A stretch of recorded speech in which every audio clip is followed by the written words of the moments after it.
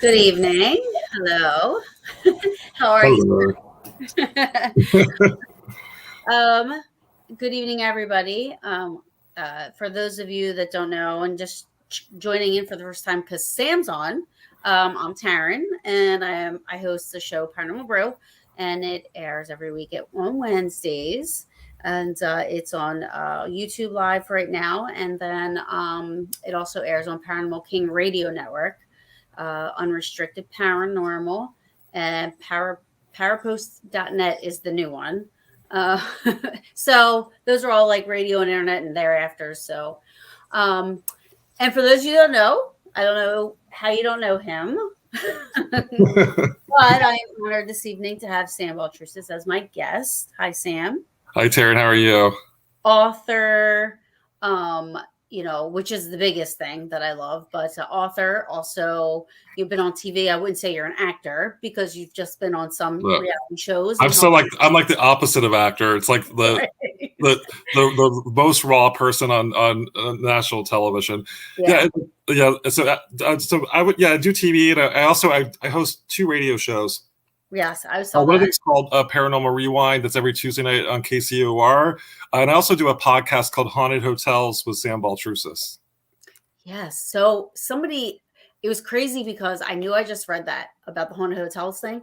And then I was talking to somebody like, oh, you know that I love watching Haunted Hotels. And I'm like, wait, I just was talking to somebody that, and in my head, I'm thinking I was talking to, but it must have been that I read it, Yeah. So, I do want to talk about that, but I just want to know how all of this started for you, because I mean, you're very there's so many different things that you're into, and it's interesting, are you doing the cruise too, right? Is there a cruise coming? Yeah. So I'm doing a cruise. Yeah.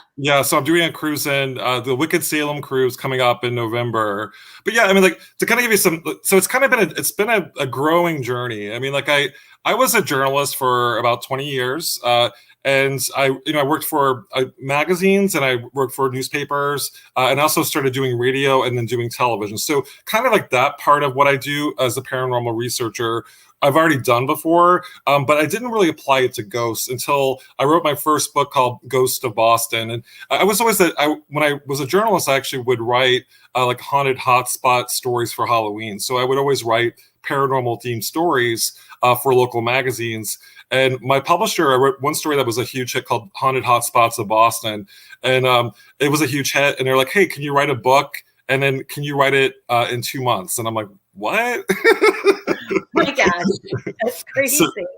So it opened up floodgates of me going to a lot of haunted locations. And I grew up with history. Like my stepdad who raised me, he actually is a history teacher, a historian. My mother's a genealogist, so I have this backstory of people in the love of history. So for me, I would say a ghost is history demanding to be remembered. And so I wanted to write my books as sort of like a history book with ghost stories. But as it progressed, it got more and more people were like, hey, I want to get, like, what happened when you went to the Stanley Hotel? And I'm like, okay, I want to start talking about my experiences in the books. And that's kind of the evolution of where I am now is I identify as a clairvoyant, and I've always had it. I just wasn't really open about it. And you and I were talking a little bit before we went live about that process. And it's kind of something that you're worried that people are not going to think your work is credible. And I wanted people to really say, like, oh, he's a great historian, he's a great author. And when you add like a psychic medium to the mix, it's almost like you lose credibility points with a certain group, and that group is the group that they were my readers, so I didn't want to lose them. And I find actually by being open about it, I really kind of came out of the crystal closet, if you will, when I wrote. Good description. I like that. Yeah, I'm like, what did I? But I was on The Curse of Lizzie Borden, and that I was supposed to be a talking head on that show, and it turned from someone just talking about the fact I'm related to the Borden family, not once but twice. And I also have written 2 books that were related to the Borden murders of 1892, involving cousin Lizzie Borden, and you may have heard of Lizzie. Yes. And I was just going to talk about the family and talk about the case, and I started picking up on Eliza Borden, and so I started channeling on camera, and I wasn't. I'm like Dave. I was with Dave Strader, and I was almost to the point where I'm like, I didn't even know the cameras were there. I'm just like, I gotta do this, and I'm sorry that this is happening now, but it's happening, Wow. and we just went with it, and I'm really proud and kind of scared watching The Curse of Lizzie Borden. Like, I realized how it was not about Lizzie Borden. It was about everything else. It was a really, really dark case, and having cameras follow you while you're going through probably your worst nightmare was definitely something that I wasn't expecting, but was really grateful we were able to do it and stick together as a team. Yeah, no, that's awesome. That's awesome. I mean, I was looking up your books, and I haven't seen any. Do you kind of stick to that New England, Boston area? Yeah, but I'm expanding. So I just wrote a book called Ghosts of the American Revolution. So I'm known for like Lizzie Borden and also the Salem witch trials. Those are my two. Like everyone's like I'm kind of equated to the Salem witch trials because I gave tours in Salem for 10 years.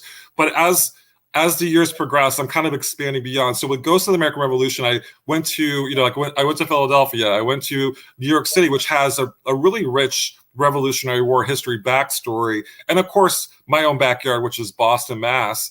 And so I'm expanding, and I'm actually even expanding even more with my future projects. And I do a podcast called Haunted Hotels with Sam Baltrusis, and that actually is all over the country and all over the globe. So there are haunted hotels everywhere. So I'm finding myself going to the West Coast and I just went to Virginia, and I went to West Virginia and seeing locations that I haven't really spent a lot of time at as someone who writes about haunted locations. Oh, that's awesome. So have any of those stuck out to you or left a mark, or any of the hotels you've been to?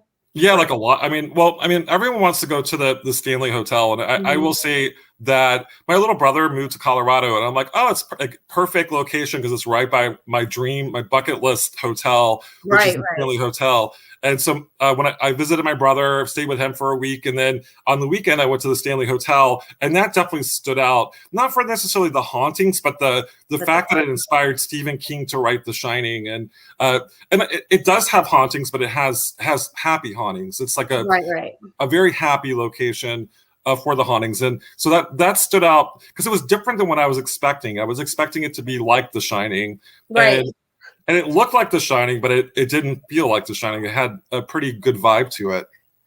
So I always think about this though too. I think, because I take it from dealing with private cases. I think a lot of times, it's Stephen King's example.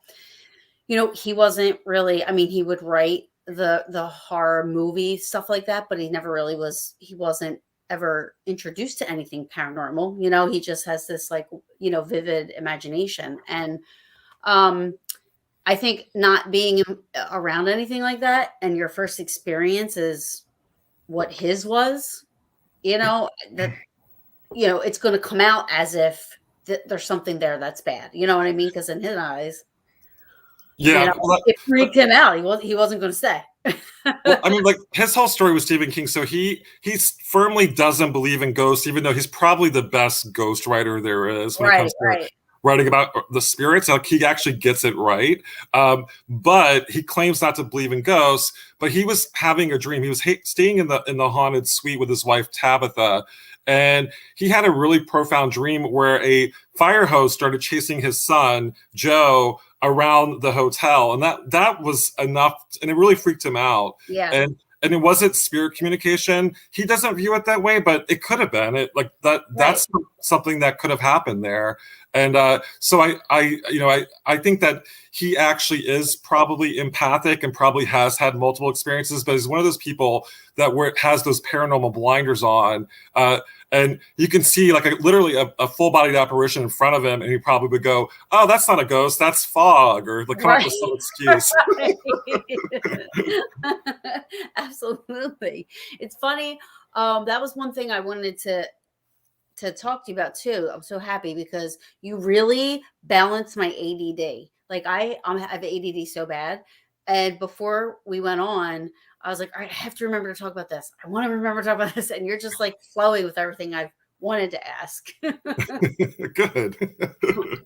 So you brought Revolutionary War, like the Revolutionary Soldiers that you just wrote about. So I'm a big, huge Gettysburg fan, and somebody I know there that has a store and kind of runs like, does like the ghosty stuff out of said showed me a picture of what looked like to me and him. He said, what does that look like? But they look like Revolutionary War soldiers, 3 of them walking just like in Gettysburg, downtown Gettysburg, like, behind, it's called the creek bed, so it's like behind a store, so there's no traffic or no people, but there was a field there at one point, where there was no stores there at one point, so, but the picture was interesting. I never really knew of Revolutionary War soldiers to ever be in that area, but I guess maybe they. Well, so we know Civil War definitely in Gettysburg. There was a massive battle, but Revolutionary War, it's very possible. I mean, I do think that revolution. Are we saying it's Revolutionary War based on their uniforms? Is that okay? Yes. And it makes sense because there's so many soldiers there. Like maybe they gravitated to the area. Maybe maybe they were brought there by other people. I mean, Gettysburg was true. Gettysburg is one of the most investigated locations that I know of. It's like right up there with Salem, and so Salem and Gettysburg are kind of dueling cities for people that are into the paranormal. Yeah. And I will say that. So I don't know of I'm sure that Revolutionary War era soldiers would pass through Gettysburg, but there's not a major battle. But right. I do know that there were several campaigns that did travel through Pennsylvania, and a lot of the battles happened in Jersey, which would have probably maybe the troops have walked through Gettysburg and they would walk hundreds of thousands of miles to get to the campaigns. Yeah. Yeah, so that was the conclusion, that so maybe they were one of those just passing through, and they just so happened to get this. Before we go forward, somebody so here, I just want to. John Gately said, "I've watched Curse of Lizzie Borden about 12 times, and it gets me every time I watch it." And I'll tell you, when I watch it, it's like I'm watching it. I'll see something that I missed before, and I was there. But so much is going on in that show that it's almost to me like it's people either love it or they hate it, and I find that the ones that love it get the nuances to the show. It's not like rehashing Lizzie Borden. It's not a horror show. It's a well-crafted psychological exploration of like the spirits lingering behind, and we all were affected on a really deep emotional level. Mm-hmm. And so I think it's something that you haven't seen on this Discovery Plus. It's like really different than the other investigation shows. Yeah. Definitely. I'll have to. Definitely, I started to watch it, and then life happens, So, but I definitely want to finish it. I haven't been there yet. I haven't been to Salem, but it is on my bucket list. You know what I mean? It's one of those places that I really want to go to. I don't know what part of it attracts me to it. I've never really been into any of like the Salem witch stuff. I never really was into any of that. Lizzie Borden intrigues me. The ID, like the ID on Discovery part of it. You know what I mean? Like what happened, the murder mystery, not so much a haunted location. You know what I mean? So it's more that interests me, I guess. But I do want to go because I want to check it out and see if I pick up on anything, Yeah, I mean, I think like Salem is so like it's one of those locations that's pretty much like Gettysburg in a sense that you can go and enjoy it for like a couple of days, but like I spent 10 years to really, it's so complex and there's like so many layers. Yeah. And it's almost like you can't really get the whole like the gravity of what really happened in 1692 by a visit, but you can have a really good time. I mean, even like how like October in Salem is kind of it's like Halloween town. So if you like Halloween, and I'm assuming that you do, and I do too, Yes. it's like the place to go for Halloween. And people have fun, but it's almost kind of ironic that Salem is such a hopping place at Halloween because 300 years ago, more than 300 years ago, they hanged 20 innocent men and women for witchcraft. And Right. one of those people they pressed to death over a 2, maybe 3 day period. So to me, like there's like this weird dichotomy of like the weekend witches, as we call them, people that kind of flock into Salem, and those who really go there to get to know the spirits and the lingering energy. Because to me, it's stained with blood. There's so much energy attached to what happened in 1692, and it's kind of like scarred the land. Yeah, it's interesting because it's one of those places that for some reason it's like there's something drawing me there. It's like I haven't felt that with anywhere. Like even Gettysburg, when I first went, I didn't want to go. I was like, oh, my mom was like, come on, I don't have anybody else to go with. I was like, what's in Gettysburg? Like, but this was prior to me being into the paranormal, you know?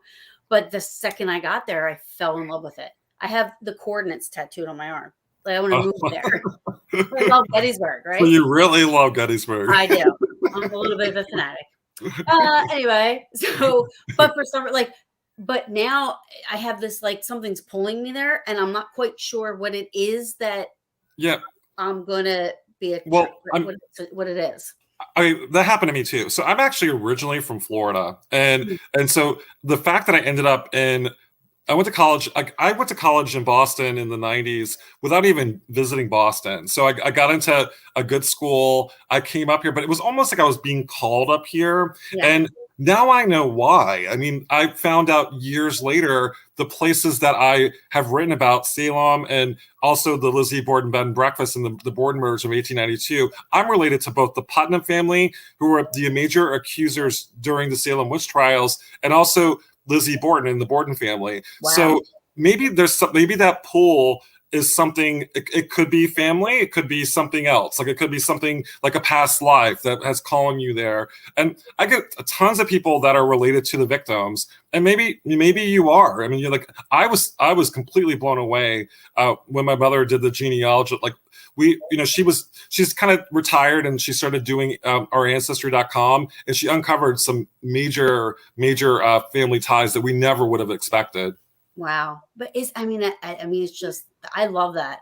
I started to do the ancestry thing, and you could literally go down a rabbit hole. I mean, you could just be doing that for hours, and you like, what's this? And then, and you think like the further back you go, like everybody had the same name. I have about 1,700 Williams and Jonathans, and even because even back then, women would name their daughters after them. After the women. Yeah. Like for example, like the person I'm related to that was one of the afflicted girls during the Salem witch trials, it's Ann Putnam Jr., but her mother was Ann Putnam. And so girls had Junior, like in the 1600s, they had Junior as part of their name. And like that seems weird to us because you wouldn't name the daughter, Taryn Jr. Right. I know. And then so it's like you think about all the other people that are doing the same thing you are, trying to, and they're linked to this somehow. So they're adding their information, you're adding your information. So it's like, sometimes you just get sucked in, but when you do find that connection and you can do that like actual connection, and you find the end result, it's like that's really cool, you know what I mean? Like so you live there, so now you live there.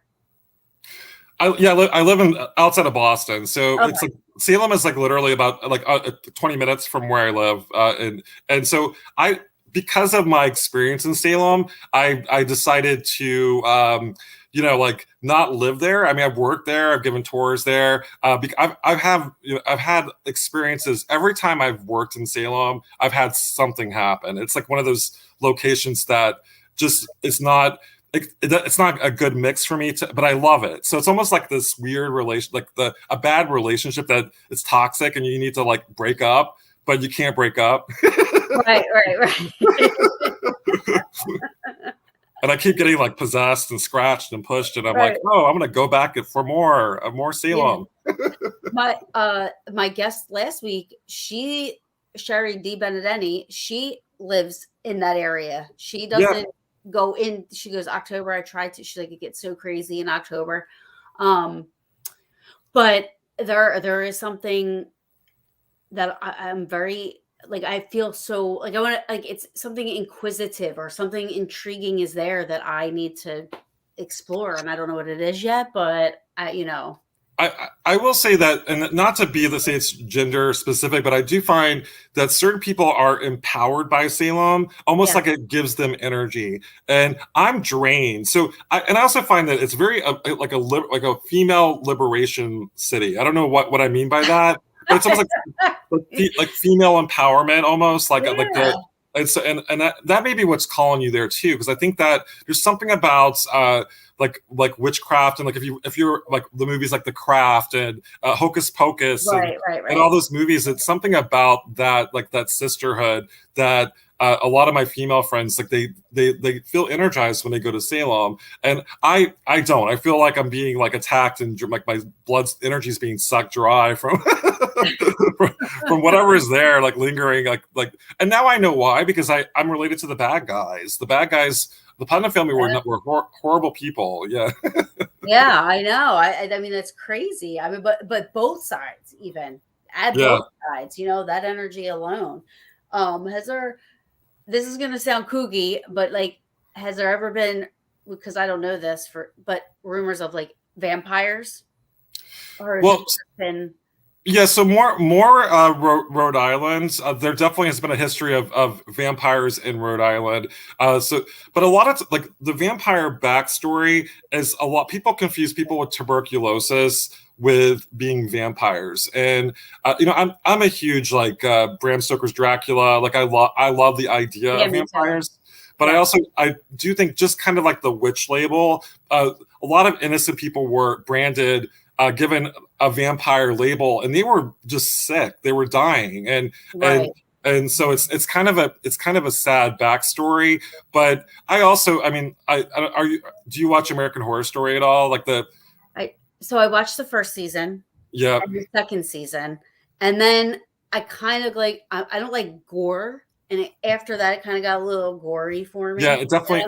Well, don't watch the most recent season. So they actually, a location that I've written about called Provincetown. It's at the tip of Cape Cod. It was a vampire season, but the vampires were created by taking a black pill, and so there was a whole like vampires story to it. And people ask me like, have there been reports of vampires in that area? And there was actually a cryptid they called the Black Flash that kind of was like a vampire, but it was more like the Mothman. And that was reported over and over again. But for me, like the idea of actual vampires, I know that they're definitely energy vampires, but not necessarily blood-sucking vampires that we. Right. No, I agree.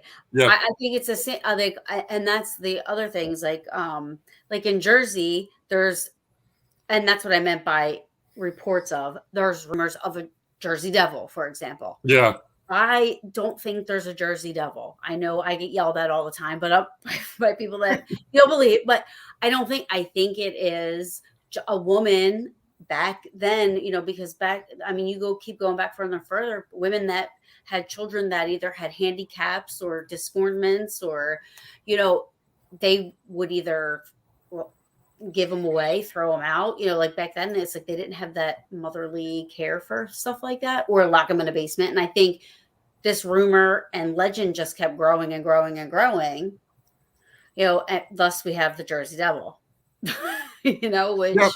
Like like I think that like if you look at sort of like a lot of the cryptids, there may be sort of like an actual explanation, a backstory to like where that story originated from. But there's always some truth, there's some nugget of truth in every story. Absolutely. And so if someone did see, I believe that people did see the Black Flash in Provincetown. Like the stories were super descriptive. Yeah. They described, but who's to say they weren't necessarily they may have been paranormal. I mean, like a lot of people, they went to the idea that it was, that it was something like a monster. But what if it was like a paranormal monster, like an interdimensional being that crossed over from another dimension? Right. So there may be multiple explanations, or it could have been extraterrestrial, Right. which I can't. I mean, like I'm terrified of UFOs and ETs, and you would think I would like this stuff, but like I don't like UFOs.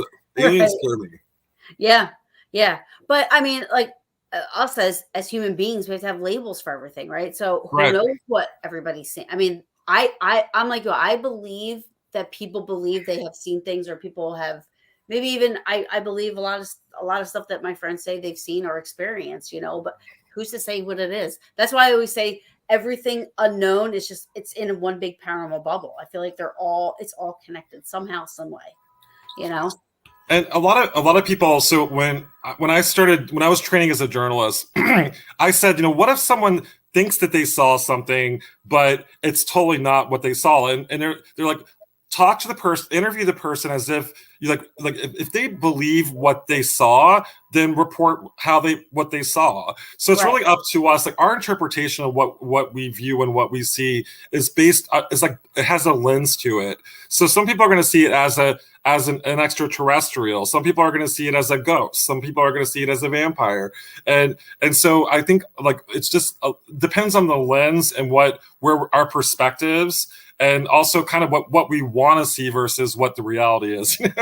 Absolutely. 100%. Like we want to see something, and I'm like, oh, that's not what I want to see. I don't want to see a cryptid. So my mind is going to turn into something else. It's going to be Right. like something fun and not scary. Oh yeah, me. I would turn it into Slimer or something like that. Casper. Like that's what I would say. I wouldn't be. And then I have a friend that would be like, "Oh no, it looks like Bigfoot." It depends. I agree with you 100%. I wanted to know. So when did you said you wrote for like magazines and blogs and stuff like that? Was it always paranormal related? No, so a lot of the journalism I did for many years, a lot of it was either investigative journalism, so it could be like a murder case, which to me was super interesting, but also like when you talk to the victims' families and you talk to the perpetrator, it's so emotional. It's like it's very. I did some like really hardcore investigative murder cases, and of course I'm clairvoyant, so I would use my gifts to tell the story. But I also did a lot of entertainment journalism too. So I would interview celebrities, musicians, artists, and I did that for different whether I did a lot of print. I did a blog called Loaded Gun Boston, and it was like a made in Massachusetts blog where I would talk about all the movies that were made in Massachusetts, like Mystic River, Good Will Hunting, all the films that were shot here, and it was hugely successful. I mean, probably more successful than my paranormal books because people like celebrities. So Yeah. but I didn't get any fulfillment out of it. I didn't get the joy that I get out of finding something that happened 300 years ago, like a historical mystery. And like when you talk to celebrities, I mean, who cares about like what Tom Cruise, wears or what, Right. Like, I don't care about that stuff. I care about like stuff that happened in history and how it repeats itself over and over again. Absolutely. There's some I mean, we're probably going to go back a little bit, but Paranormal King Radio Network is checking in. He said hi. So Hello. yeah. Bill Freeman said hey and Hey, Bill. wants to know if he's going to get you back to Selma Mansion anytime Yes. soon. Tell him so the whole I've been to Selma Mansion and I love Selma Mansion. But yes, I would love to go back there. And I'm working on a couple of projects that Selma Mansion may be applicable to. So definitely. And also the people there, I love the people there. They're really good people. Oh yeah. So I was there during the summer, maybe the end of summer. We did an investigation there, and I was live on Facebook, and behind me was a whistle, and there was all of us. Everybody that was at the investigation was upstairs because we thought we heard stuff happening. So everybody went up there. So we're in the this small one of the rooms, and behind me is a whistle. I'm in the doorway. Yep. And everybody else is, and I hear a whistle, and I shut everybody up. I'm like, "Did anybody just whistle?" And everybody's quiet. You know how everybody's like, "No, no, it wasn't me." And only one other person heard it. And there was nobody behind me. Everybody was in there, and everybody's like, "No, nobody whistled." And I could tell. You can always tell the difference. Like sometimes I can hear, and you can tell the difference between a human vocal voice talking as opposed to whatever it is that we're hearing that we can't see. I don't know. When I walked into Selma Mansion, like it was like the hallway in the first floor. Like I also didn't spend a lot of time upstairs, like because I was with James and Anito, and I know you're good friends with James. And yeah. So James and I were there, and then so James heads upstairs with Caleb, and I'm on the first floor. And I'm like, what is? Like, to me, the first floor is the most active. That's my opinion. And it was like walking in, like the room to the right is the one that I kept getting pulled to. Yeah.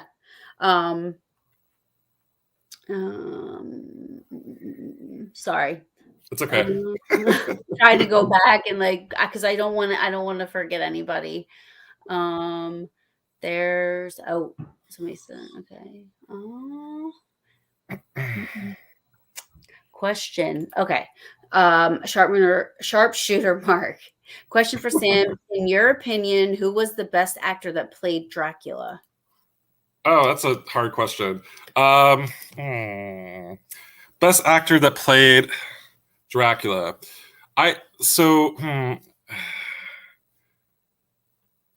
mean, like I'm old school, but I forget the names. I forget the names of the 30s and 40s, and Bela Lugosi. I'm like, what's that song? Bela Lugosi's dead. Yeah, so Bela Lugosi. He was my favorite. Interesting. I would have to say I wouldn't have wanted Dracula. I would have wanted vampire Brad Pitt for sure. Yeah, I thought I was thinking that you were gonna go for that. Like I'm like he's gonna go for like Brad. She's gonna go for like Brad Pitt or like the Tom Cruise. Like I like or like I liked Interview with a Vampire. I thought that was a really good movie. Amazing. Yeah, that was a good movie. Or I love the Blades movies. Like I love those Blade movies. So like Steven Dorff and stuff like that. Like just the whole, I don't believe that vampires exist. I'll just say that. But if you get that question, if you would you want to be a wolf or a vampire? I'm like vampire all the way. I love their lifestyle. Like they're up all night. They dress awesome. Everybody's hot. and they're immortal. I mean, like they can live for hundreds of years, and like I would love that too. I wouldn't love the like having to feed off blood. Like that part's not cool. Yeah, no, I'm not interested in that. But yeah, I'm not interested in that. It's. Let me see. That was a good question. Sam. So John Gately asked Sam, "What are your thoughts on the Dover Demon?" I don't know about that. So it's really similar to the so it's really the Jersey Devil. It's the same idea, and I'll tell you. So I've been all around, and I've traveled, like I've camped. I'm big on like really immersing myself in locations. So I was actually driving up. I was in a car with a friend we were driving up to Dover, New Hampshire. And Dover, New Hampshire, there's reports of like this kind of like small cryptid that kind of darts across like the woods, that comes from the wooded area. So we were in Dover, New Hampshire. We're driving down the interstate. We saw what looked like an animal run out in front of us, and we swerved off the road, and our tire, we blew a flat tire. But we all saw a creature that we could not identify. Now it was going really fast, so it could have been like a raccoon or raccoons don't run that fast. It was like this this little monster, and then someone said, it looked like, and they pulled up online like what the Dover Demon looks like, and it looked like something like the Dover Demon. So I may or may not have had a Dover Demon sighting. Wow, and Dover, it's in New Hampshire. But yeah, so I'm in Massachusetts, and we have what are called puckwudgies. So they're all kind of like elemental in nature. In puckwudgies, I've never seen a puckwudgie, but I've seen other people that I'm friends with have seen a puckwudgie. And they're like four like little small creatures. about 4 feet tall. Mhm. They are neither good nor bad. They're probably just more like nuisances. They kind of they kick dirt. They will like spit at you, and they're just like little kind of cranky little creatures. And I know many people who Spit at you? claim what. So that's like one of the things that they spit. Yeah, they're spitters. Yeah, like they're Me and like my cats do that when they get mad. yeah, they'll spit and they'll throw rocks, and they're just like little cranky little creatures. And if I saw a puckwudgie, I probably would. Oh, it's so cute, and Yeah, they'll right. probably spit on me. I know. That's what I'm saying. I'm like, oh my god, that name is so adorable. Like, what? To have a feisty little creature, as long as you can't kill me, I'm cool. But like with the Dover demon, like the Dover demon could be what we call a puckwudgie or something elemental in nature. And I have experienced cryptids, and I have experienced things that are like little creatures that have scared me. And I always want to like say, oh, it's interdimensional, it's something else. But maybe it was actually something like a cryptid, like a Dover demon, like a black flash. I had an experience in Provincetown with someone that I thought was dressed up in a Halloween costume, and the head was like, it looked like kind of like an insect almost, and the head had red glowing eyes and a small head, and there's no way that this person's head could have fit in that head. And I was just looked at it, and I turned her back, and it was gone. Wow. So I mean, was it a really, really, really well-designed Halloween costume, or was it something else? And some would say that it was the veil between the living and dead was thinner, so it's possible. But I also know that it was on Halloween, so yeah, people do dress up, so it could have been someone in a costume. But we get that in Salem too. Like I have photos that we shot of like clear as day of something that looks like a woman, it could be like a really bad negative female spirit, and it has period garb. And there's what we call the lady in the blue dress on the corner of Washington and Essex Street at Rockefeller's, but it wasn't Halloween though, so it was after Halloween when the photo was shot. So I do think, was she like in you said, so she was in period? Did she have like a hat on with a feather too, or was well, it was like 1830s, so her hair was kind of like in a they kind of rolls like where like they do kind of like a bun, but like an 1830s version bun, and really really disturbing. Her face looked like terrifying, like it was like she probably was pretty when she was younger. It's almost to the point where I am a believer that this woman may be what we call a thought form, and a thought form is something that is created by talking about it, and almost like it manifests by talking about it over and over and over again. And I know the lady in the blue dress that we have as tour guides have told that story so many times that we may have created a monster. Yeah, that's true. I mean, and I try not to think. I try so hard not to think, because like if thought forms, if that can really happen, like I'm thinking it can happen, but like then it's like, well, that could be EVPs too? You know what I mean? Like, and because I'm a big EVPer, like I love, the getting them on record, because I can sometimes hear them, too. I hear the answers, or I hear what they're saying. And I don't want to believe that that's not what I'm experiencing. Right. Like I don't want to believe that, but I have tested that, because like there's been times where I wasn't even investigating and I heard stuff. You know what I mean? If I'd be at work by myself and I hear a woman say, "What is this place?" I'm not even thinking about it. But Tara, that also could, we were talking about this too, that also could be mean that you're clairaudient. So if you're getting voices, and it's almost like I think that there's a sensitivity going on with you. And when you were like, when I first saw you, I'm like, he's a psychic, and it's like we kind of know each other, like we kind of know, and so I'm like, she's a psychic, I can tell, and so like, but as you know, it's a loaded word, and there's a lot of responsibility that goes along with someone that has the gifts. And I decided to be kind of open and public because of my the personal Z Borden. But I also think that people kind of pigeonhole you and put you in a box almost. And Taryn, I'm sure you are an amazing investigator, and I know that you don't want people to go, "Oh, well, she's a psychic, she's not an investigator." Right. And you want to be known as an investigator, or maybe not, but it's like we don't want to have labels, and I don't want to be labeled as one thing. Right, right. And that's, you know, that's what I think that adds so much color to the field. You know what I mean? Where people are doing more than just one thing. You know what I mean? I have found that a lot of people that are mediums, and I have a lot of very good friends, and they're amazing mediums, and so, you know what I mean, and psychics, and but they don't investigate. I love investigating. You know what I I think mean? So there's nothing better, Taryn, like to go to a location with people that are investigators and like get validation for what I'm picking up. So right, like I'll pick up something and then they'll get an EVP that says exactly what I just said, which we saw in the Curse of Lizzie Borden. I mean, I picked up right, stuff that that people were, that either Luann or Dave Schrader or Chris Fleming were picking up, that like I'm a good daughter. And I didn't hear that EVP happen on the Curse of Lizzie Borden. So there's a lot of stuff that can validate what I'm picking up, and I find that it does actually add to my abilities. It's almost like it gives me like the confidence. confidence and like to know that I'm onto something. You know, like Yeah, I'm actually picking up something, and it's not my imagination. And I needed to do that before I could actually be public with my gifts.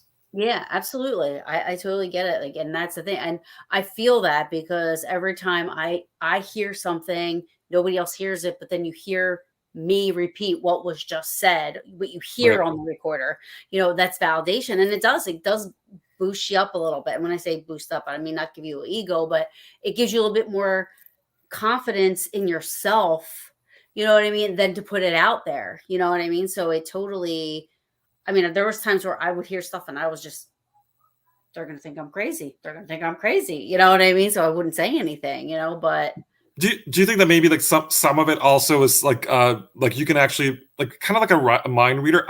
I have actually had conversations with other psychics without actually talking to them, which I mm, did in the Curse of Lizzie board, like maybe kind of like telepathic type abilities, because everybody has a different gift, and I kind of get that from you actually. Like you're picking up what other people may be thinking, or which is kind of like a scary gift to have. yeah, I don't want to know what anybody's thinking.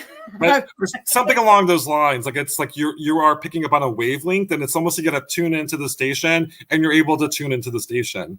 Yeah. Well, I don't want to tune into that station. There was a question. Hold on. Paranormal King. It was actually a really good question. Paranormal King Radio Network is Ross Raspo is his name. He's the owner of Paranormal King Radio Network. Does Sam believe the history of Lizzie Borden can ever be changed? Mm.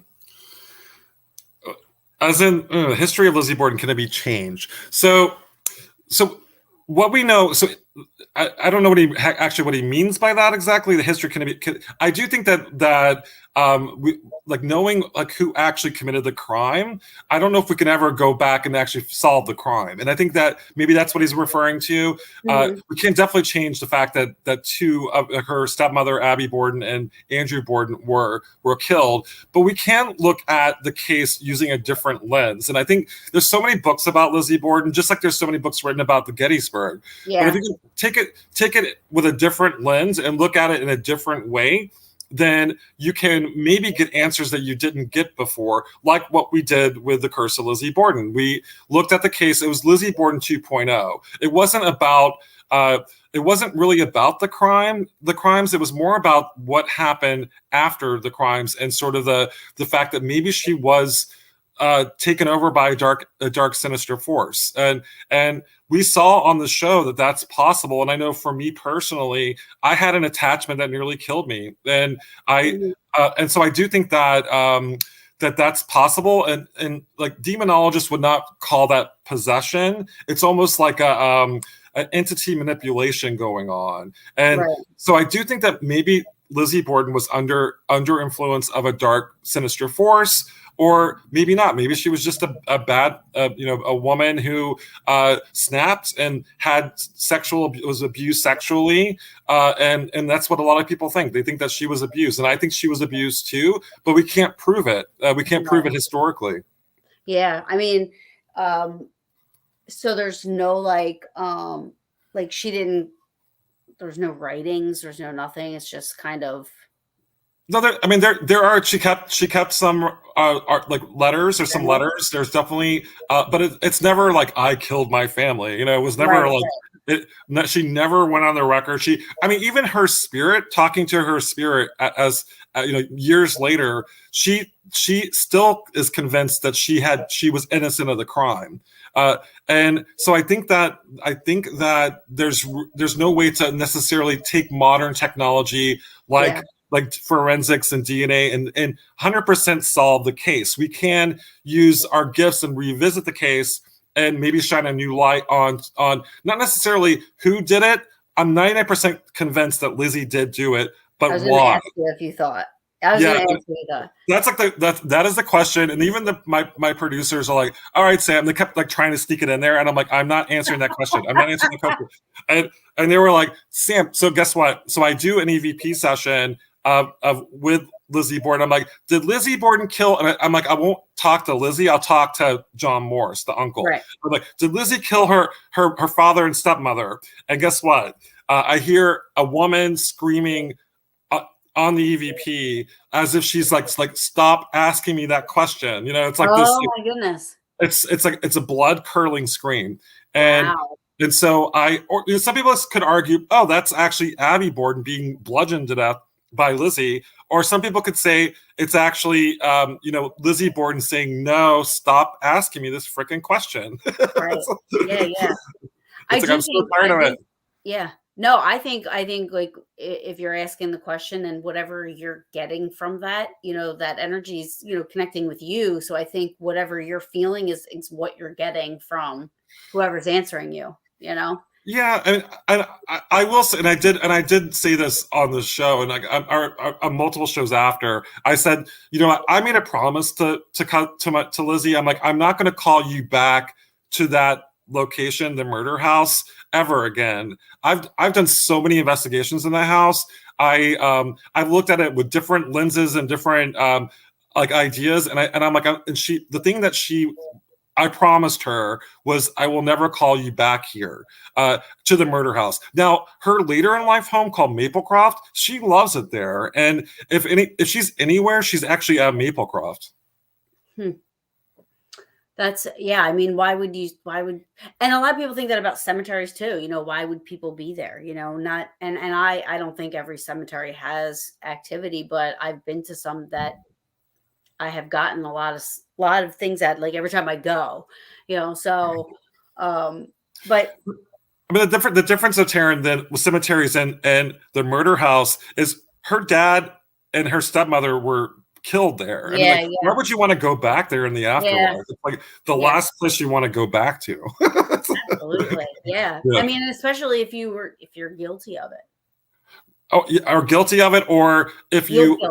But the thing is, with Lizzie, her whole life, she that case followed her. She never had a normal life after. She was acquitted, and she never people that were like, Lizzie Borden took an axe, gave her and they were singing the song outside of her window and at Maplecroft. So imagine having that stigma attached to you for the rest of your life and history. Yeah, and so and even now we're still talking about it now.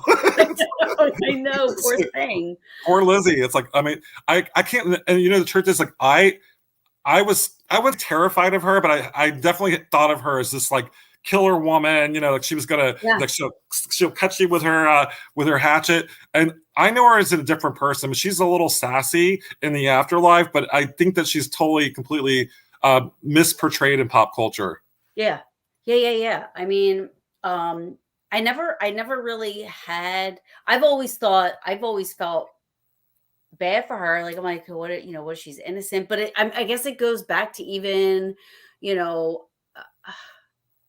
it's almost like, even though we know who killed the family, but it's almost like the Amityville Horror, right? Where he was claiming, he said the house made him do it. You know what I mean? But it's almost like that same, where people are make up their own, you know what I mean? That question there, well, no one's ever said that the devil made her do it. That was never her defense. But She was 5'4", 32 years old. She was a small frame little woman, and she had to have some like amazing strength to kill like 19 whacks to her stepmother and 11 whacks to her father. I mean, the dad's head was so like it was so disfigured that his eyeball was pocket. It was horrible, horrible, horrible. And I still, it shocks me that someone that was a Sunday school teacher could commit that heinous of a crime. But I also think that she did it. And so the way I'm processing it is maybe she was under possession or under manipulation by a darker entity. Yeah, for sure. I mean, and I believe too, people can have, especially if they're in an abusive environment for so long, can have those moments of insanity. I believe that people can have those moments where they just black out and react and then come back and like, what just happened? Or totally block it out. It's known that the mind can mentally block out trauma. You know what I mean? So she may be claiming she's innocent, and really believe that, but she doesn't remember. Yeah, I mean, I've always thought that she had a dissociative disorder, like that she kind of had, but she had no signs of that anywhere other times in her life. So it's almost like conjecture, like, oh, she may have dissociative disorder and we just didn't see it in other cases throughout her life. But I also, I'm a big believer in splinter. So like part of her soul is still at that house, like almost like the bad part. I call it Crazy Lizzie. Is still like this dark shadow entity that's at the house, and that's what we were combating at the house. So I also believe in splinter entities as well, like parts of your, like the good part maybe a Maplecroft and the bad part's still at the murder house. That it could be something like that. Yeah, that's totally true. I mean, energy is energy, right? I mean, it can do whatever. John Gately said, I stood outside of Maplecroft in August and could feel Elizabeth Borden watching me from one of the windows. Yep. And she's probably going, she's like, and who are you? She's pretty sassy in the afterlife. She's like, and like when I first walked in, like she like looked like that, because I mean I'm clairvoyant, so I actually can see them. And she was at the stairs and she kind of like checks you out. And then when she feels safe with you, and you try to like talk to her, she'll open up, but she's really cautious about who she opens up to. It's interesting. There's a cemetery here in Jersey, near Batstow, in that area. Yeah. That's the feeling I get when I go, but I feel like I know that cemetery so well. I mean, somebody can just show a picture of one of the headstones, and I'm like, oh, that's Atian Cemetery. You know what I mean? But when I get there, I'm like, okay, this is what we need to do. We need to just, let them know we're here. We're not going to cause any issues. We're here to be respectful, blah, blah, because they sit there and they look at you like, we're watching you. And then once they realize that you're okay, it gets a little bit more relaxed and more of the energy comes out, or more, like I always get Class A EVPs there, you know what I mean? And this and that. So I totally understand where you're coming from with that. Right. Jocelyn, she's one of my ladies, my sisters, my peaches. She said that's been one of the few places that really had my emotions out of control. Yeah. And talk about Lizzie Borden house. Yeah, there's a lot of emotion. I'll tell you, like when you walk into the John Morse room, I break out in tears every time I walk. I couldn't walk in that room during the filming of the show. And that's where Dave Schrader, like, that's where he was sleeping. I'm like, Dave, how can you sleep in that room, man? Like, that's where Abby was killed. And you can still feel that energy. And also, like, the betrayal. Like, when I pick up on Abby, and that's the stepmother, when I pick up on her energy, it's so like, I loved you. How can you do this to me? How can you do this to me? So based on her spirit and what's still there, she was heartbroken that whoever killed her. Like, she was shocked by the person that killed her. Yeah, so it's almost like maybe she feels. I mean, that definitely is they say it all the time because I'm all into that investigate, like the ID stuff. They always say, like detectives will say, those are like crimes of passion, to be that up close, to do it that many times. They say about like stabbings and this and that. Like there was definitely a relationship there, some way, some shape or form. This isn't somebody that just went in and felt like killing two people, but bludgeonedly to death, and walked out and called it a day. It's just, I mean, so, I mean, but then again, I always go and I'm like, oh my God, I always go back and forth with it. Like maybe I'm picking up on both. Like like I always think, maybe she's so innocent. Maybe she's innocent. Maybe she really is innocent. Poor thing, but then it's like, who did it? And just like one of the comments that were posted before, like I feel like there's two distinct personalities, and Lisbeth, who that's what she was called later in life, was a woman that was very giving to like the animals. Like she created like the animal society in Fall River. Like she was so like philanthropic. She had the theater crowd would hang out at her house, and she tried her best to have friends and be a philanthropic supporter of the community, but they didn't support her back. And she just wanted to fit in, and she spent her whole life being an outcast and having that black cloud like hovering over her the rest of her life. Yeah. It's really sad. The whole story of it, the whole story of it, like on both sides, and for whatever reason. But it's also, I mean, it's sad that that the dad and the stepmother were killed so savagely. So it's like it's just all around tragic. There's like no like positivity to it at all. Right. And isn't it crazy? And it's like, I mean, I know we keep comparing the two, but like even like Gettysburg, it's like there was so much tragedy there within 48 hours, and I go there and I'm like, this is my natural Xanax. Like it totally cleanses my soul. I go there and I pick up on all the in-between. I don't pick up on the fighting and the shooting and the murder and the killing and the this and that.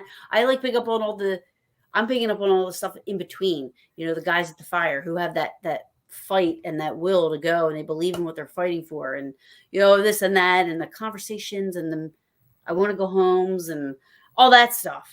Not it's weird, like I feel drained in Salem and I feel charged in Gettysburg, so I feel you on that. Like I don't, like when I go to Gettysburg I'm happy, and I know that's weird, but I feel happy, and like there is a lot of tragedy there, and I do respect the innocent men and some women that were killed, but I also feel the excitement and and it's like a buzz. So I get buzzed when I go to Gettysburg. I know, isn't it amazing? I love it. Yeah. And I didn't think I would like it, but I was there for Bike Week. I just so happened to be there for Bike Week, and I thought, oh my gosh, like you think it would drive you crazy, but I absolutely like the energy it was such a different energy throughout the entire town. It almost felt alive. I don't even know how to explain it, but it was just amazing. I think the ghosts are alive in Gettysburg. I mean, like just like you said, you have photos of Revolutionary War soldiers walking down the street. It's like it's just sort of like the ghosts are almost as active as the living in Gettysburg, and you can't say that about too many other places. Right. And I do, and we were talking about thought forms and about feeding energy. I do think that's why the spirits are sticking around, because they're getting a lot of attention in Gettysburg. I mean, go to Sachs Bridge, and like we had hundreds of people out there, and they were like, "Spirits, are you here?" Like outside of the bridge, and I'm like, "How can you investigate with 1,000 people around the freaking bridge?" Hard. I know, and it's not. I mean, but it was fun though. Like it was still fun. I still enjoyed it. But I would just stick around and just like kind of mess with people. Right. No, I always say, I tell everybody. Yep, I tell everybody. I'm like, listen, if I die before anybody I know, I'm like, go to the Eisenhower farmhouse, because that is where my spirit is going to be residing for the rest of my life. I was like, it's always going to be taken care of. There's animals on the property. People are going to be visiting me every day. I'm like, I'm just have fun. I think it's interesting because I'm not a good reader because of my ADD. Right. But I'm looking forward to reading some of your books because I am a fan of Mitch Albom, who Mitch Albom used to be a sports writer. Yeah, And no, now, I know it. Yeah, I know. When I did, I worked for radio for many years. Mitch Albom actually was a radio show host, and he was one of the people under in the umbrella that I worked for when I worked for ABC Radio. So I know Mitch Albom. oh, I'm telling you, I'm such a fan because, and I have all of his books. I have all of his books, but the fact that he went from sports writing then to writing about not necessarily paranormal, but experiences that people have with loved ones, you know what I mean? After they've crossed over, for one Yeah. more day and, 5 people you meet in heaven, like all that stuff. I mean, I can finish his books from start to finish. And I think because he has that diversity, I think it's easier for me to follow. I mean, so I'm looking forward to reading your books. Well, and I will say that my books are written for people with ADD. Like, so it's Yay! they're kind of like broken up in small sections. So you kind of like, oh, I just like a little section here, and then like three days later, this next section. So you don't have to read it in a row. You can read it like whenever you have time and whenever you're inspired. No, definitely. As soon as that's why I asked you in the beginning, because I was like, have you always been? Because I feel like I resonate more with that as opposed to somebody, only because of Mitch Albom. Like I couldn't believe that I could actually finish one book and then 2 books and then 3, you know what I mean? Like, cause I'm not a reader. Well, so Taryn, give my book called Ghost of Salem. It's not a long book. It's kind of like, but it's so engaging. Like, I think you can make it through. And so give Ghost of Salem a try. I definitely will. Let me see. So what do you got coming up? Well, so I'm just finishing up. So I'm a television show producer for a show called A Haunting, and I was actually featured on the 100th episode called Provoking Evil. And they're like, "Hey, why don't you join the team and and be a producer?" And I'm like, "Okay." I'm like, "Are you sure you want me, the guy that got like possessed on the show?" And so they asked me back for the 11th season. So this is my last week as a producer for the show, and I have to say, season 11 is our best season yet. And so I'm really proud of the work. I am working on a couple of other projects that. I'll go and announce this one. So I filmed Fright Club 1. I was on that. I actually filmed several episodes for Fright Club 2. We don't have a release date for that yet. And then I've also several other shows, because the Curse of Lizzie Borden was a huge success. So they want more of that. They want more of me and Dave Schrader together. So you will see me and Dave working together probably in 2022. Oh, that's awesome. That's so awesome. And great, because both of you are just great and add so much positive and educational and everything like that to our field, and take away some of the gimmicky stuff. You know what I mean? That is shown on a lot of other shows, so Dave Schrader is a real, like, I've known him for a while. I only trust a few people in the paranormal field, and he is one of those people that I trust. And we went through hell filming that show, and everything that you see, it was actually worse than what you saw. So imagine going there with somebody and trusting him before, but now he's like my brother. Like, I feel like. And I feel that about other people in the paranormal field too, but just the experience that we had together, and also Chris Fleming too. And Chris Fleming and I, we worked really well together. But Dave and I kind of like, he had my back, and and he has my back. So I'm looking forward to it. Greg O'Brien. Greg, I love Greg. I know, he's so awesome. Which I can't wait to get back to Fort Mifflin. I love Fort Mifflin. Love it. Oh, I did an overnight there. So after the bash, so Richard Estop and a group from his group for his book, we did an overnight there. And so it was so, we were like sleeping on a cot with no cot, and like my back was like totally like broke. Like I was so much in pain, but I loved it. I love Fort Mifflin. Oh, and and Greg said, miss you. I was supposed to go to Vegas. So Taryn, as you know, I have my biological father is dying of cancer. So I'm on call for for that right now. And the goal is, when I say dying, like I'm hoping that, I mean, it's stage 4, so it's pretty progressive, but we're hoping for a miracle. So all my friends out there, send positive energy. I will be honest, my dad and I, we fought a lot my whole life, but now that is end of life for him, we made up, and so it's good to, it's good to be there, to have that relationship, and to mend a relationship that was struggling for many years, and we were able to kind of at the end kind of like make up and tell each other we love each other, because we're similar, you know. We're both stubborn. And that's so that's so awesome, and people need to hear that more, because there's so many people that hold on to grudges, and there's just no, there's just no coming back from that after, and once it's too late. And I'll tell you, I thankfully don't have any regrets with my father. He passed when I was young, and I had a good relationship with him, so I can't imagine having that regret. So I'm happy for you for that. Thank you. I'm sad that it had to happen because of, the circumstances or whatever's, you know what I mean? But I'm happy that at least there's peace there, between the two of you. And then we had the time, like a lot of times what parents will pass like in a car accident or a bike accident or something, and you don't have that time. And I thank God for giving us that time to mend that, that relationship. Absolutely. And so I'm really grateful for that. Absolutely. And I am very grateful that you are spending time with me, with what's going on, or us anyway, as well. Yeah. Because there's a lot I was like, I'm not going to cry.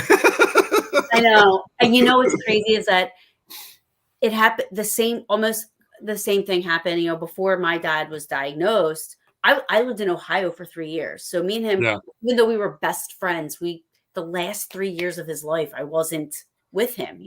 We talked and we wrote, you know what I mean? But I wasn't with him. And I moved home unexpectedly, moved back to New Jersey a month before he went in the hospital, and that was 2 months before he passed. And I know that doesn't sound like a lot of time, but it's enough. What if I never came home? Yeah. And I wasn't there. Yeah. So I know what, how that feels to be able to be, thankful for the time. And I mean, you look back and you're like, what if that didn't happen? At the time, and I tell everybody that, I'm like, I know things are bad, but there's going to be a good because of it. And you're going to look back and say, okay, well, if that bad didn't happen, this wouldn't have happened, and so.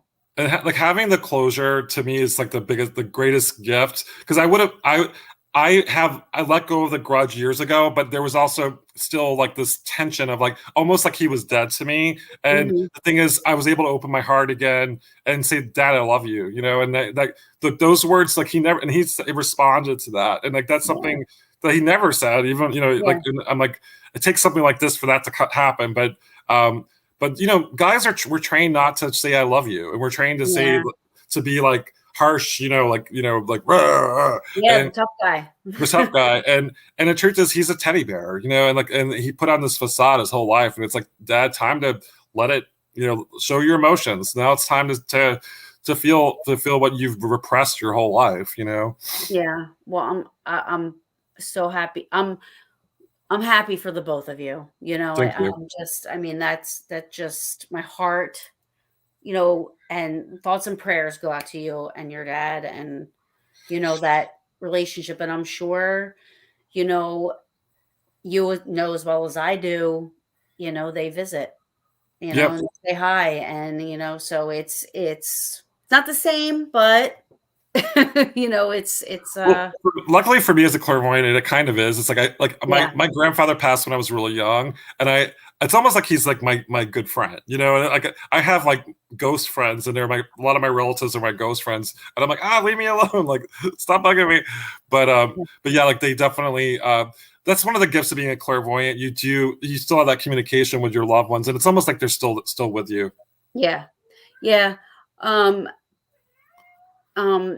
I think, I have prolonged grief. So like, I think, my dad, I've had one visit dream, and there's things that he does with other people or my friends, or even I do feel, there are signs around. I smells cologne sometimes, but to have that direct contact with him, he doesn't, because I think he knows that I would be like, that wasn't enough, and kind of like throw me back 10 years in my, so I think he knows that he would probably do more damage if he were to communicate with me directly, and just be standing in front of me, or which is what you think I think I want, but in the long scheme of it, I'm like, I would feel like I would be starting all over again with my grieving process.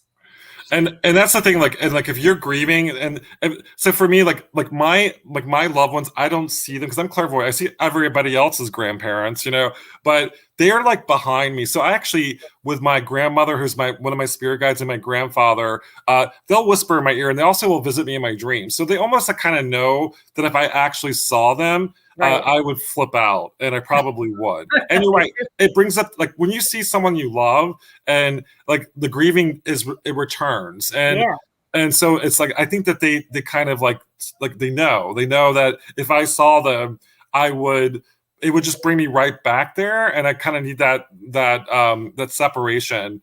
Absolutely. And those little voices in your ear, like, don't do it, or do it, or right. I mean, I know people that do, see their loved ones and stuff, but I think that spirit, those that go, know what we can handle and what we can't, and it doesn't make me or you or anybody, that it doesn't make us weak, or does it make the connection that those people have any less than what we have, but I think it's just, you're a different person than the next person. So whether or not you can handle certain things or not, I can handle a woman asking me what this place is at my job, and thinking that's awesome. But if my dad were to walk in here right now, I'd probably end up in an institution.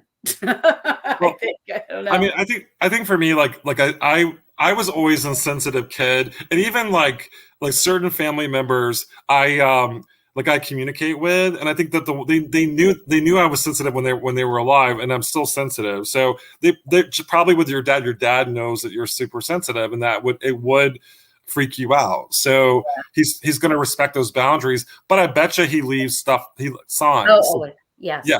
And the signs of spirits is how how other family members communicate with me too, because it's safe for me. And I'm like, oh, there's a feather. I'm big on feathers, and so like feathers and coins and music and perfume and like all that stuff. All that. And that all, like, and I know it's them. I know it's them. Yeah, you just feel it, and I'm good with that. I'm good with those signs. Like he always lets me know he's there. So I'm good with that. That's all you need. Yeah, you don't need that. You don't need to see a full body apparition. Yeah, right. Because I probably would poop my pants. And then I would be like, he left again. So it would. So you said that all your life you think you've been able to, or so now looking back, or so I was like the kid from The Shining, so I was like little Danny Torrance, but my grandfather would actually kind of like visit me often, and I didn't really realize that wasn't normal.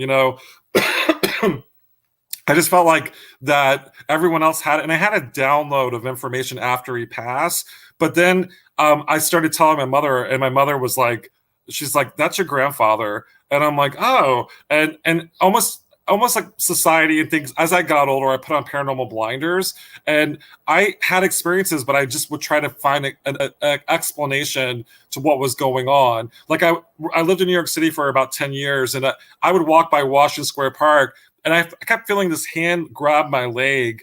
And this happened multiple times. And I looked down expecting there was like a homeless person or a person like playing a joke on me, grabbing my leg, but there was nobody there. And the hand grabbing on my leg was so profound. Wow.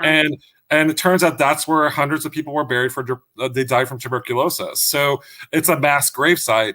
And, and so I had things like that happen my whole life. And I just kind of tried to shrug it off. But then I got sober about 12 years ago. So good for you. Yeah, thank you. Yeah, and when I got sober, that's when I was able to accept my abilities, and I'm like, you know what? I can't run from this anymore. I can't be something that I'm not, and I'm just gonna embrace it, and and hope for the best. And I'll say that there's a lot of good, but it's also like you got to kind of protect yourself, and as I get further on, and this goes for you too, make sure that you really practice hardcore protection. And I'm talking about I do like a bubble of protection, like I do a white shield, crystal shield of protection, and I use crystals and that kind of stuff. And people are like, oh, I use sage, but I have to do hardcore stuff for protection now, because I'm like a magnet. They'll swoop at me. I mean, I was just in Fredericksburg, Virginia, at the Mary Washington House, and this woman wearing like an antebellum era dress was like running down the stairs to she's like, oh my God, like she's like chasing me down the street, and I'm like, ma'am, I can't talk to you right now. Oh, I get chills. Being in a place like that. I mean, I always get West Virginia and Virginia messed up. I'm not very good geographically with all that, but we were somewhere, I want to say it's Virginia, maybe it's West Virginia. I think it's Virginia. But anyways, it was where the first Thanksgiving ever took place, right? So this plantation. Was it Plymouth, Massachusetts? Because like Plymouth is where the first, but I mean, you're right. Maybe it wasn't the first Thanksgiving dinner.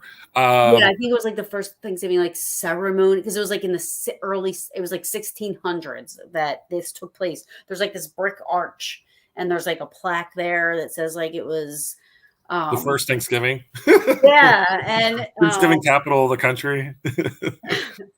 and then there's more plaques of like all these important people that have been there through Washington, this and that. And I'm just like, I can't believe I'm actually standing on this land where all of this history has taken place. Like that old.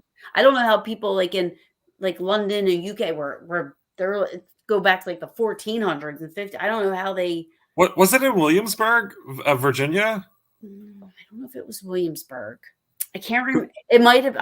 There was a whole bunch of plantations that you could visit and pay to tour the inside, the outside, and the grounds and stuff. Yeah, I think like George Washington, and is there like because I mean Fredericksburg is very similar. It's like the same vibe as this location that I think that you're talking about. And so they have like carriages going down the street and like all that. And there's a place called Sturbridge Village that's a recreation location, and it also has that same vibe to it too. But so Taryn, I actually have to head out. Oh my gosh! Oh my gosh! I didn't even realize what time it was. I know we kept talking. I mean, it flew by, so that's good, right? It really did. I wanted you to can you just tell everybody about the cruise, just really quick? Yeah. So coming up, so in November 2022. So speaking of Day Trader, so it's going to be a 4-day cruise, but we're going to start off at the USS Salem in Quincy, Massachusetts. Go to the actually go to Bermuda, and also in the Bermuda Triangle. So we're going to pass through it, and then back to Boston. And then when we're in Boston, we're going to do a day trip to Salem, Massachusetts. So we have the USS Salem, Massachusetts, and then also Bermuda with Dave Schrader. We just added Richard Estep, my good friend James Anito, and my good friend Dana Mason. She's a high priestess witch. So we have different people talking about different facets of the witch trials, and it would be educational and of course a lot of fun too. Like we have a group it's like a party group, so we'll have a blast. Sure. Where can people go to get tickets? So go to wickedsalemcruise.com. And we actually have a special, so you can actually do 2 for 1 right now. You don't have to pay for the actual cruise until the summer of July of 2022. So you have enough time. Get it for your loved one for Christmas. Come investigate with me and Dave Schrader and James Anito, and we'll have a blast. Awesome. Yes. Oh my goodness. That sounds fun.